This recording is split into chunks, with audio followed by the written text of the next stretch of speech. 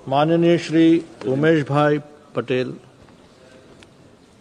अध्यक्ष महोदय जी, मैं महामहिम राष्ट्रपति जी के संबोधन पर अपने विचार साझा करने के लिए खड़ा हुआ हूं। महामहिम राष्ट्रपति जी ने बजट संबोधन के दौरान कई मुद्दों पर चर्चा की जो पिछले समय में देश की विकास की प्रगति और आने वाले वर्षों के लिए अनुमानित दिशा को दर्शाते हैं। अध्यक्ष महोदय जी, मुझे बहुत भारी मन से आपको सूचित करना है कि मेरे क्षेत्र को माननीय राष्ट्रपति द्वारा उनके संबोधन में उल्लेखित लगभग सभी मानकों पर हमारे प्रशासन द्वारा पीड़ित किया जा रहा है। तानाशाही से मनमानी भरी कार्यवाही की जा रही है। लोगों के घर, मकान, दुकान तोड़े जा रहे हैं, लोगों के रोजगार छीने जा रहे हैं और यह रोजमर्रा के मामले का विषय बन गया है। अध्यक्ष महोदय जी, हमारे प्रदेश के प्रशासन की जमीनी कार्यवाही केंद्र सरकार की विकास और जल कल्याण पर घोषित प्रतिबद्धताओं के साथ पूरी तरह से भिन्न है।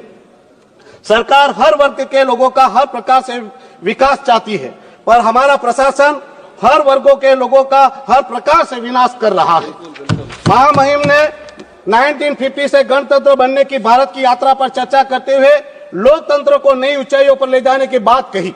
हमारे प्रदेश प्रशासन ने लोगों के चुने हुए प्रतिनिधि सांसद जो इस सदन का प्रतिनिधित्व करता है, ऐसे सांसद को सार्वजनिक कार्यों और बैठकों में सभी भागीदारी से व्यवस्थित रूप से बाहर कर दिया है। सदन का अपमान है। अध्यक्ष महोदय जी, मुझे अभी हाल में जो 26 जनवरी यानी कि हमारे लोकतंत्र के महान पर्व गणतंत्र दिन के हमारे प्रदेश के सरकारी कार्यक्रम में आमंत्रित तक नहीं किया गया। जब हमने इस विषय पर वहां के अधिकारी डिप्टी कलेक्टर को सवाल पूछा तो उन्होंने कहा कि यह सार्वजनिक कार्यक्रम है जिसमें आप सांसद को विशेष रूप से आमंत्रित करने की कोई आवश्यकता नहीं है। जब हमने उनको पूछा कि दूसरे प्रतिनिधियों को आमंत्रित किया गया है, मुझे क्यों आमंत्रित नहीं किया गया, तो अधिकारी ने मुझे जेल में डालने की बात कही। महोदय जी, ये मेरे साथ पहली बार नहीं था। इससे पहले 19 दिसंबर हमारे प्रदेश का मुक्ति दिवस का अवसर था, उस दिन भी मुझे सरकारी कार्यक्रम में आमंत्रित नहीं किया गया। यहाँ तक कि हमारे प्रदेश के दौरे पर जब महामहिम राष्ट्रपति जी आई तो मुझे उनके स्वागत करने का मौका तक नहीं दिया।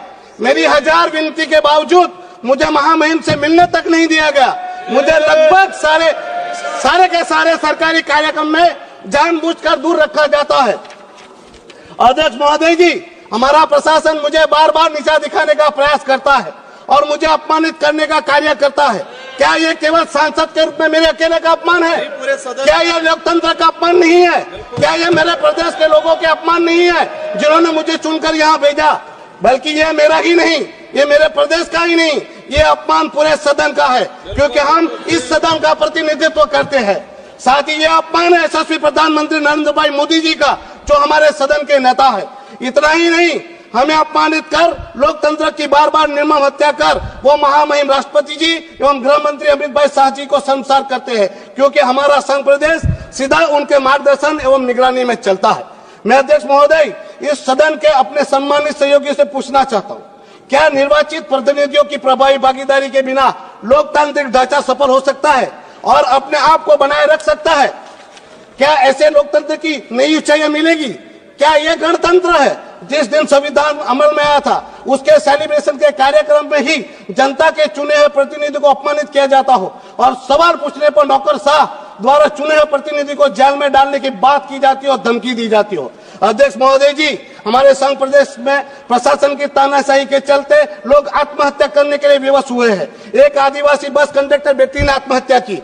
एक गरीब आदिवासी प्रशासन से टूटते हुए अपने घर को बचाने के लिए अपने आप पर मिट्टी के तेल डालकर जलकर मर गया, पर दुखद है उसका घर नहीं बचा।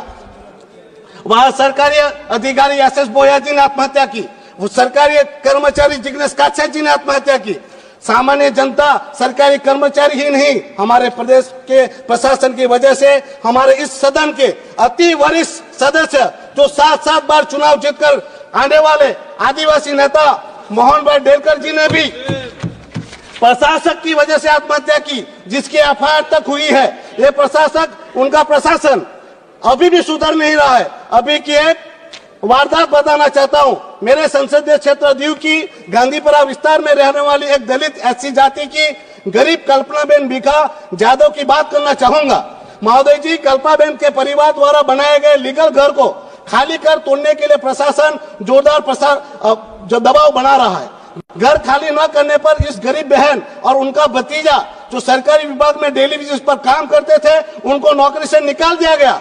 जब इस विषय पर लेकर कल्पना बहन कलेक्टर के पास गई और उन्होंने कहा, साहब आपने हमारी नौकरी छीन ली है, अब हमारा घर भी तोड़ देंगे तो हमें आत्महत्या करनी पड़ेगी। तो उस कलेक्टर ने उस आदिवासी बहन से कहा, मर जाओ, मेरा नाम लिख कर मर जाओ, मुझे कोई फर्क नहीं पड़ता, तुम्हारा घर टूट कर रहेगा।